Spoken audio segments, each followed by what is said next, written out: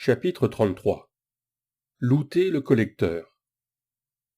Du sang coulait à flots de la bouche de Durandus, tandis qu'il flottait entre nous.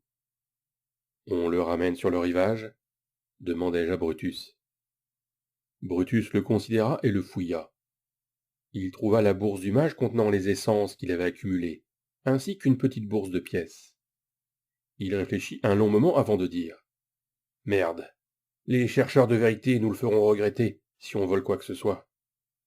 Ramenons-le sur le rivage, et voyons ce que Flavius veut faire. » Nous avons ramené le corps à la dérive jusqu'au rivage, et des hommes sont venus nous aider à le hisser jusqu'au centre de la petite île. Ils avaient déjà enterré les 2 corps de leurs compagnons dans le sol meuble de l'île. Flavius, l'éclaireur formé à l'archerie, commandait les hommes restants. Il regarda le corps et lança d'une voix rauque et furieuse. « Bâtard cupide! Ça finit par te mordre le derrière !» Il leva les yeux et s'adressa à tout le monde. « Bon, on va ramener le corps sur la route. » Il prit les bourses du mage. « Les essences seront partagées entre nous, et les pièces seront envoyées à sa propriété. Avez-vous trouvé le collecteur ?» nous demanda-t-il à Brutus et à moi. Brutus répondit. « Non, il aurait pu voler n'importe où.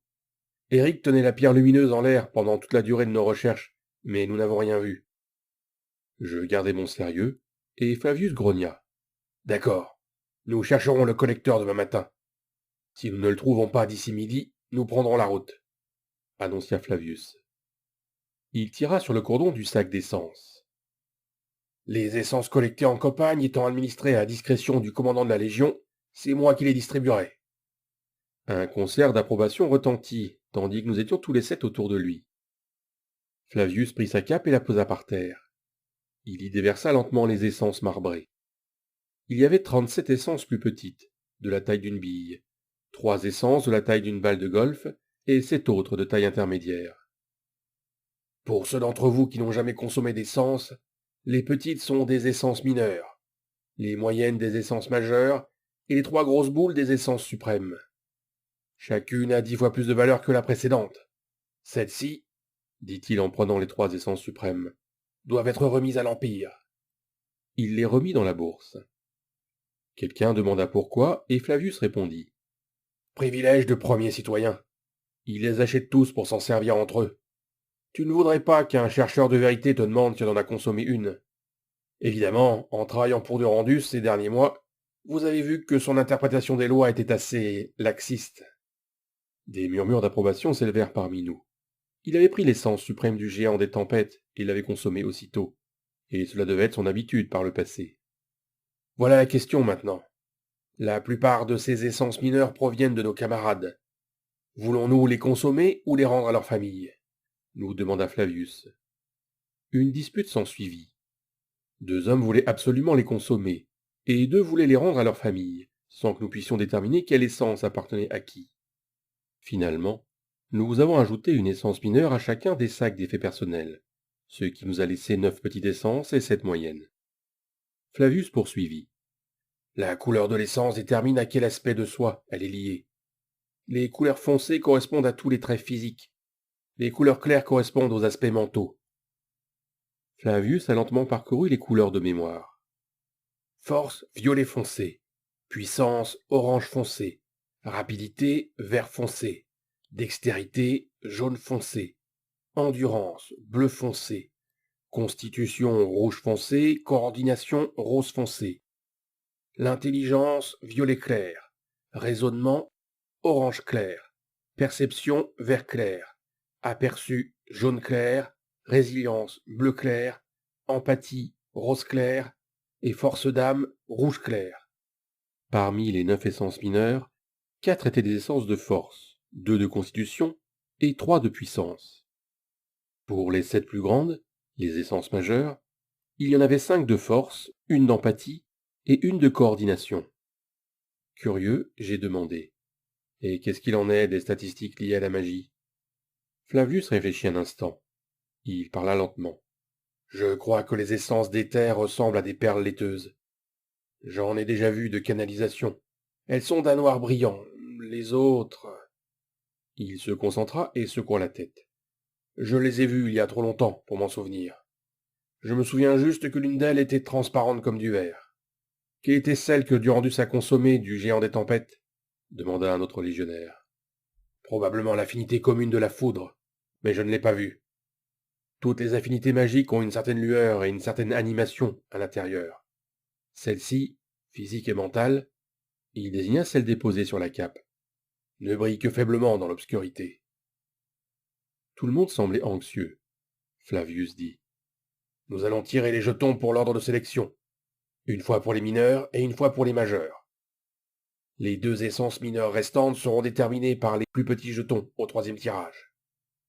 Les jetons se sont avérés être un jeu de cartes avec des chiffres romains tirés d'un paquet. On a tiré les cartes de 1 à 7. J'ai tiré le 6 pour l'essence mineure. À mon tour, j'ai pris l'essence orange foncé pour la puissance. Le tirage suivant a porté sur les essences mineures restantes. J'en ai obtenu une, mais cela n'avait pas d'importance. Seule une essence de force restait, alors j'en ai récupéré une. Le dernier tirage a porté sur le choix de l'essence majeure, et c'était la plus importante. Je voulais l'essence de coordination rose, mais j'ai tiré le numéro 5. Brutus a obtenu un 2 au tirage, et quand son tour est venu, j'ai proposé. Brutus, j'échange mes 2 essences mineures et ma 5e sélection contre ton tour. Tout le monde écouta Brutus demander. Lequel comptes-tu choisir? Tous les regards se sont rivés sur moi, et j'ai dit. La coordination rose. Le regard de Flavius le trahissait. Il avait aussi prévu de la sélectionner. Je n'ai pas pu deviner pour les autres. Brutus hocha lentement la tête et me tendit sa carte. Je lui donnai la mienne et les 2 essences. Je choisis l'essence rose et la mis aussitôt dans ma bouche. En se dissolvant, elle avait un goût salé, mais c'était peut-être simplement la sueur séchée des mains de ceux qui la manipulaient. La sensation habituelle, froide et pétillante, me parcourut le corps. D'autres commencèrent à mettre leur propre essence dans leur bouche, et je les ai presque mis en garde contre la surconsommation. Je pense que certains comptaient les vendre, ou peut-être craignait-il de consommer l'essence d'un camarade tombé au combat. Une fois la sélection terminée, Flavius annonça. Il y a une demi-journée de trajet jusqu'à la route. Ce sera beaucoup plus difficile sans Durandus pour nous guider.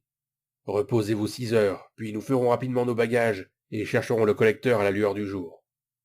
Eric et Brutus, vous êtes de garde pendant les 2 premières heures.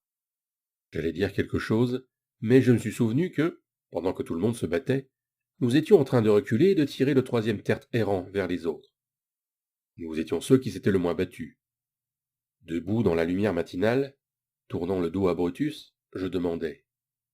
Les essences sont-elles importantes? Sont-elles l'âme de l'être auquel on les prend? Brutus répondit lentement. Certains le pensent. Les orques de l'Ouest, dans le califat de Bhoutan par exemple. Ils considèrent comme un grand honneur de consommer l'essence de leur ennemi vaincu. Les enseignements de l'Empire tellien disent que l'essence d'une personne est sacrée avant sa mort. Après sa mort, sa famille peut en faire ce qu'elle veut. Généralement, elle est utilisée pour fortifier les enfants, si elle est recueillie. Quelques hommes se mirent à ronfler, et nous pouvions voir les plus gros insectes se régaler des cadavres des monstres. J'ai demandé. Pourquoi tout le monde était-il si contrarié quand Durandus a récolté les corps des hommes? Parce qu'il les aurait vendus, et ne les aurait pas donnés aux familles, répondit Brutus d'un ton ferme. Dans l'Empire, il n'est pas courant non plus de récolter ses propres hommes, même en temps de guerre. En dehors des mages de la Légion et du Collège des mages, seul le temple de Minerve compte des prêtres et des collecteurs au sein de l'Empire. Comment les mages de la Légion parviennent-ils à récolter des gens et à consommer des essences suprêmes sans encombre? Demandai-je, essayant de comprendre en écoutant attentivement. Les mages de la Légion et du Collège des mages représentent la véritable puissance dans l'Empire. Quiconque apprend à lancer des sorts est vénéré, dit Brutus, surpris. Comment est la situation dans ton pays? Je ne pouvais que localiser le pays sur une carte, et je savais qu'ils exportaient du bois. Je n'avais dit à personne dans cette compagnie d'où je venais, alors je pouvais peut-être inventer quelque chose. Pareil, les mages sont d'une classe supérieure au commun des mortels à Tsinja.